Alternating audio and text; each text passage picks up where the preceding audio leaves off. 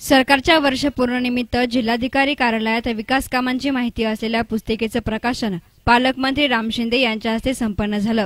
गेल्या वर्षभरात नैसर्गिक संकटांचा सामना करत शासकीय योजनांच्या माध्यमातून जिल्ह्यात अनेक विकास कामे मार्गी लागली। योजनांची अंमलबजावणी करताना पारदर्शकता ठेवल्याने जिल्ह्याची विकासाकडे वाटचाल सुरू असल्याचा दावा पालकमंत्री राम शिंदे यांनी केला। या प्रसंगी जिल्ह्यात राबवण्यात आलेल्या विकास कामांची माहिती असलेल्या पुस्तिकेचं प्रकाशन करण्यात आलं। स्वस्त धान्य दुकानांसाठी तयार करण्यात आलेल्या ई प्रणालीचं पालकमंत्र्यांच्या हस्ते उद्घाटनही संपन्न झालं। या प्रसंगी बोलताना पालकमंत्री राम शिंदे म्हणाले की जिल्ह्यातील 279 गावांचा जलयुक्त शिवार अभियानात समावेश झाला। या योजनेवर जिल्ह्यात 114 कोटी रुपये खर्च झाले आहेत। लोकसहभागातून तलाव बंधारे पूर्ण झाले आहेत। पाऊस कमी होऊनही त्यांची फलश्रुती समोर आली।